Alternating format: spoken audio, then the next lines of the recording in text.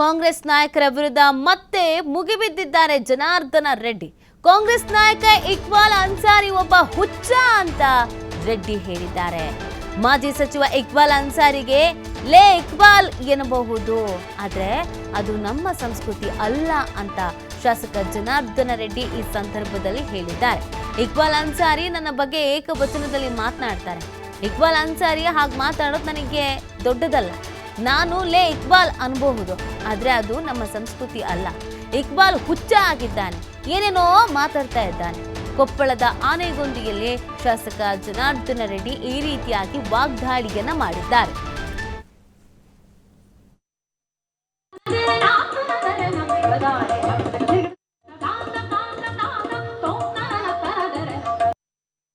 ಇಕ್ಬಾಲ್ ಅನ್ಸಾರಿ ಅವರು ಕೆಲವೊಂದು ಮಾತುಗಳನ್ನ ಮಾತಾಡ್ತಾ ಇದ್ರು.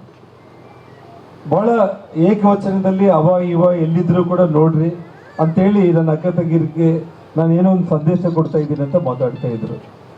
ನಾನು ಕೂಡ ಲೇ ಇಕ್ಬಾಲ್ ಅಂತ ಅನ್ಬೇಕಂದ್ರೆ ಒಂದೇ ಸೆಕೆಂಡ್ ನನಗೆ ಟೈಮ್.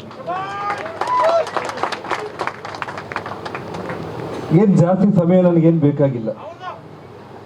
ನಿನ್ನಂತ ಏಕವಚನದಲ್ಲಿ ಮಾತಾಡಿ ರಾತ್ರಿ ಹೊತ್ತು ಮಾತ್ರ ಕೆಲಸ ಮಾಡೋ ರಾಕ್ಷಸರಂತ ರಾಜಕೀಯ ನಾಯಕರನ್ನ ಬಳ್ಳಾರಿಯಲ್ಲಿ ಶಾಶ್ವತವಾಗಿ ಅವ್ರ ಮನೆಯಲ್ಲಿ ಕೂಡಿಸಿದ್ವಿ ನಾವು. ಇವತ್ತು ನಾನು ಗಂಗಾವತಿಗೆ ಬಂದಿರುವಂಥದ್ದು 12 ವರ್ಷಗಳ ನಂತರ ರಾಜಕೀಯ ಪುನರ್ಜನ್ಮ ಪಡೆಯೋದಕ್ಕೆ. ನಾನು ಇಲ್ಲಿಗೆ ಬಂದಿದ್ದು ಪರಣ್ಣ ಅವ್ರನ್ನ ಸೋಲಿಸ್ಲಿಕ್ಕೆ ನಾನು ಬಂದಿಲ್ಲ, ಇಕ್ಬಾಲ್ನ ಸೋಲಿಸ್ಲಿಕ್ಕೆ ನಾನು ಇಲ್ಲಿಗೆ ಬಂದಿದ್ದು. ತಮಗೆಲ್ಲ ಗೊತ್ತಿರಬಹುದು, ನಾನು ಯಾವುದೇ ಚುನಾವಣಾ ಪ್ರಚಾರದಲ್ಲಿ ಪರಣ್ಣ ಅವ್ರ ಬಗ್ಗೆ ನಾನು ಒಂದು ಮಾತನ್ನು ಕೂಡ ನಾನು ಎಲ್ಲೂ ಕೂಡ ನಾನು ಮಾತಾಡಲಿಲ್ಲ ಬಂಧುಗಳೇ. ನಾನು ಮತ್ತು ಇವಾಗ ಅವನಿಗೆ ತಲೆ ಕೆಟ್ಟೋಗ್ಬಿಟ್ಟಿದೆ. ಸಾರಿ, ಅವನಂತ ನಾನು ಅಂದಿದ್ದು ತಪ್ಪು. ಇಕ್ಬಾಲ್ ಅನ್ಸರ್ ನನಗಿಂತ ವಯಸ್ಸಲ್ಲಿ ದೊಡ್ಡವನು. ತಲೆ ಕೆಟ್ಟೋಗ್ಬಿಟ್ಟು ಇವಾಗ ಏನ್ ಮಾಡ್ತಾ ಇದ್ದಾನೆ, ದಿನಾ ಬೆಳಿಗ್ಗೆ ಒಂದು ಆಡಿಯೋ ಬಿಡುಗಡೆ ಮಾಡ್ತಾನೆ. ಬಂಧುಗಳೇ,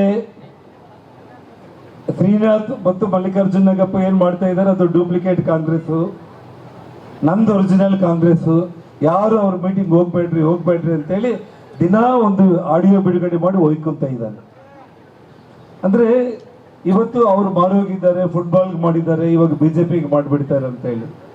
ಅಂದ್ರೆ ಹೇಗಾಗ್ಬಿಟ್ಟಿದ್ದಾರೆ ಅಂದ್ರೆ ನಿಜವಾಗ್ಲೂ ನಾನು ಹೇಳ್ಬೇಕಂತಂದ್ರೆ ಹುಚ್ಚಾಗ್ಬಿಟ್ಟಿದ್ದಾರೆ.